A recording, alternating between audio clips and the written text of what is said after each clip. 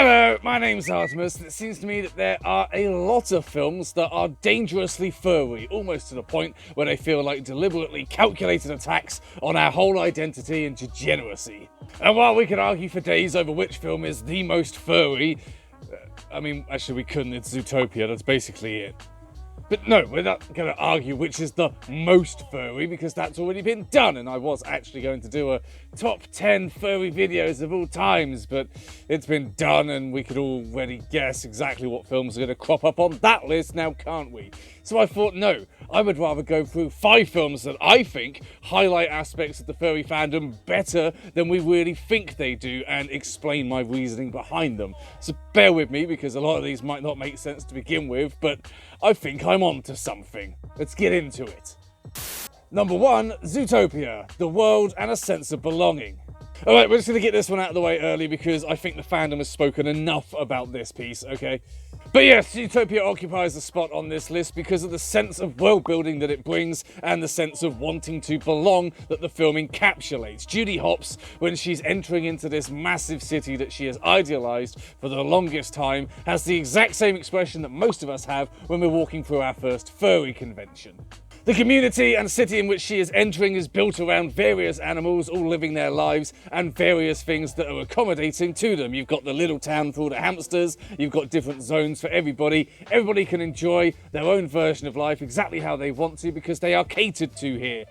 And if that doesn't sound like exactly what most of us seek out of the furry fandom, then I don't know what does. Now, I could talk about the whole animal design aspect of it, and I could talk about all the cutesy stuff and, you know, those little scenes where he's showing paws and shit, but that's just the hook. That's what grabs you and brings you in. The reason this really does stick into us is because we live vicariously through Judy Hopps. We wanted, in a stage of our life, to find something bigger and better and a sense of belonging that's outside of the normality we've grown up with.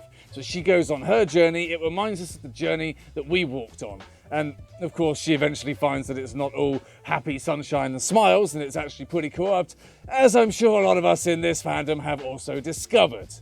Number 2, The Cat in the Hat, forced memes and adult themes. Oh yeah bitch, I bet you weren't expecting this now were you, but hear me out because I have my reasons. First off, this movie is a complete clusterfuck. It is a fever dream, and from the outside looking in, it just looks like nothing makes any fucking sense. It's totally bizarre, and no one knows what's going on. You got Mike Myers making the most cringy fucking jokes, and just generally not looking like he fits into this world. And you can probably see from that little summation exactly what kind of point I'm going to make here. But this one sits on my list for a variety of reasons, and one of them is the issue of humour in this film. Now, this film occupies a very strange level of humour. It's very cartoony, it's very adult in a lot of ways. It's almost like going to a pantomime. There are jokes upon jokes, some that are hidden from kids because they won't understand, for the adults that have been dragged along to watch. And that is essentially a good summation of the humour in this fandom. You see, a lot of these jokes don't really make sense in the film, and they're forced to be funny. And God, some of the forced memes that we see at the furry convention, just, they kind of hit the same fucking chord that this whole film does. So yes, the cartoony nature of this film and all of the humour within it is something that I think is very close to the fandom, but that's not the main reason it's on this list. No, you see, on the outside, this film looks like a kid's movie. This looks like something that is all cute and cuddly and entertaining and wonderful, and you can take the whole family to see. And yes, in a lot of ways, it is. But also, if you delve a little deeper, there are some jokes and some themes and some events that happen here that are far from fucking child-friendly. In fact, you are praying that when you see these jokes, that they just go whoop straight over the little kid's head, because my God, it's actually pretty dark, some of it, and actually pretty adult. And again, that is a prime example of the furry fandom. From the outside, we look all child-friendly and we're all entertaining and all, oh, look at the fluffy animals dancing in the street. But then you delve a little deeper and there is this gigantic undercurrent of not safe for work artwork and themes, fetishes and kinks and porn. And that's fine, that's what we have. But that's a shock to a lot of people, especially if they've taken a picture with this lovely fursuiter who, if you go on their Twitter page, is doing the most depraved adult stuff. Number 3, Mean Girls, the nature of cliques in the fandom and the mentality of the people within it. Now, while on the surface this may look like the furthest thing away from a furry film, there's not even any anthropomorphic characters in it, I think it actually encapsulates one of the real big issues we see in this fandom, and that's the issue with cliques and popularity. I don't know if I'm saying cliques right. Now, this entire movie centres around social groups and their standing within the larger social circle in which they find themselves. If you were to equate their high school with being the furry fandom, then you can see how this equates. You have the popular ones, you have the unpopular ones, you've got the little table of geeks over there, and they've got the little table of fetishists. It all sort of splits into these little factions in which we find ourselves in this fandom. But of course, amongst all of that, you have that one group which is heralded as the pinnacle. It is put up on that pedestal and praised for something that it never really intended to be. Of course, that could be a variety of things here, such as YouTube personalities, or even just something as basic as fursuiters, but they have that sense of social capital. In the film, you've got Regina George and how she basically leads what is popular and acceptable in that school. She has the most social capital. She says what is and what is not acceptable. People fawn over her. People are admiring her for things that they don't really truly care about. They just know that she has that power and they want to be part of that inner circle. Well, can you see the little logical line and the leap I'm going to have to make to get to fursuiters? It's not even a leap, it's a tiny little step. Now, a lot of this isn't even deliberate in the film especially, but you can see a lot of the same themes. They know that dressing slutty for the Christmas pageant is going to get them a lot more attention and a lot more adoration. Well, a lot of fursuiters know that acting slutty and patting the bed in little gifts is going to get them more views and follows. And people are going to just flock to that sort of shit because it appeals to titillation. And of course, it's not always a conscious thing. It's not something that everyone's doing deliberately. But you can very easily see the parallels in this one. I don't think I need to explain it too much. God. Number 4, Avatar. Pure escapism. Now, your first instinct might be that this doesn't actually really fit, but honestly, take 1 second to think about it, and it really does. Let's look at the plot of the film Avatar. We have our protagonist who lives on a barren world that he does not feel a part of, and he does not seem to want to be a part of either. He is offered a chance to enter into something different. He takes a chance, goes across, and he still doesn't quite fit in, but he makes the best of it. And then lo and behold, he finds this group, this sense of community that at first he's unsure about. He's not quite sure if he wants to be a part of that, but he finds something deep within him that really fits in with this, and eventually it's that he wants to stay with rather than where he actually was. He escapes the world that he was in to find this better world, and the fact that he has to basically get a biological fucking fleshy fursuit to be able to do all of that draws that line pretty easy for me. This movie is basically the stereotypical furry experience. We find ourselves in a world that we don't really feel like we fit in. We don't enjoy it that much, and we have to hide what we truly want to fit in with everybody else. And then we discover the fandom, and we want to be a part of the fandom, but we're scared because how do you even break into it? So you do what you logically have to do. You get some artwork, design a character, you might even get yourself a fursuit because that's an easy way in.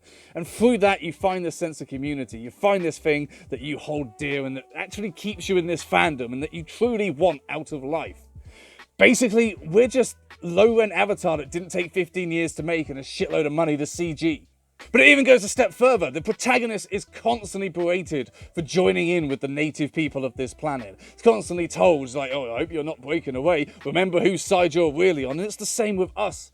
Anytime we do something that society views as weird or strange or out of the ordinary, we get voices from our parents, from our co-workers and our friends. Are you sure you really want to do that? I mean, that's not normal. That's not right. You need to grow up a little bit. The themes, they run so close. I mean, I don't even think I need to explain this any further. Avatar is a goddamn furry movie, and I think that's why I was totally obsessed with it when I was younger. And finally, number 5, Ted, for merging the fandom with our day-to-day lives. Bit of a long shot maybe, but stick with me because I think I've got a point with this one. Now, for those that haven't seen the movie, it centers around Mark Wahlberg. Can't remember his character's name. It's Mark Wahlberg. He plays the same character in most things. And he, as a child, wishes that his teddy bear would gain sentience and become his friend because he has no friends. The bear does, but then it evolves into the fact that the bear is going to live with him all throughout adulthood and how that merges with his life. So far, not very furry, right? Okay, I would like you to have a look at this film and view Ted as an embodiment of somebody's enjoyment in the furry fandom and what makes them a furry. Then his things can start to make a little bit more sense. So the major themes in this film is how Ted is an obstacle to Mark Wahlberg's life. He is an obstacle to fitting in with general society. He is an obstacle with the professional and romantic relationships in his life. And I mean, he's also an obstacle to his own growing up. That is exactly how a lot of people view our involvement in the furry fandom, and the entire film centres around him reconciling this obstacle with actually being a coherent part of his life that eases everything along. It's accepting of himself and what he finds with Ted. Throughout the entire film, we are shown Ted, who is partying, engaging in lewd acts, who is generally just out loud and proud and a bit garish in society, and is acting as that barrier to Mark Wahlberg having a normal life, having that stereotype of a normal nuclear life. And that really does perfectly embody exactly the sort of struggles a lot of us have when we find so much enjoyment with this furry fandom, but have to merge it with our day-to-day existence. Our furry life is often incredibly different from our daily life, and we do struggle to find ways to actually merge the two together to a point where we are comfortable with both. We are obviously having to sort of section it away, and it's the same as in the film. He has to go to work, and he's one way at work, but then, you know, he goes out and parties with the guy from fucking He-Man, I think it's He-Man, with Ted, and it's all separate, and he can't quite merge it with his relationship because they don't quite get on board with it to begin with. Now, coupled with the fact that Ted is overtly sexual and makes a lot of lewd quotes and suggestions and actions in the film, and the comparisons only multiply. The ultimate resolution to the film is that Ted is going to be a part of Mark Wahlberg's life, whether he likes it or not, and that they need to find a way to gel together, and that is essentially what we're all looking for in this fandom, and is a message for how we survive in our life. We have to merge the fandom with our life. They don't always have to be involved in each other. You can separate them, but it has to be something that you reconcile in yourself and can enjoy both without one hindering the other. It's exactly what happens in Ted. He reconciles Ted with his relationships. He reconciles it with his life. He helps Ted grow up, and Ted helps him grow up, and they get on. They move on, and they find progress in their life. Comparisons, yo, I got them.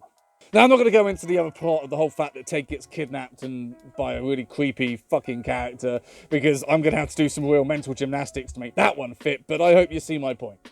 So there you have it. Those are 5 films that I think actually encapsulate a lot of the true themes to our furry fandom and the ways in which we interact with the fandom in our day-to-day life. I hope you enjoyed it. I hope it made some sense to you, and I hope that when you go back and watch these films again, you kind of have it with a different view. You know, you actually see, oh my god, Artemis was right. Maybe I should, support him. And if you wanted to, look at this animated graphic I made.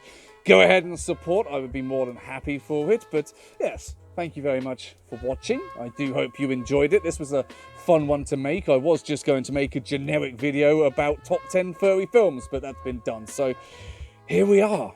Again, support if you want to. That would be absolutely amazing. Otherwise, thank you very much. And I'm going to sign off now. Goodbye.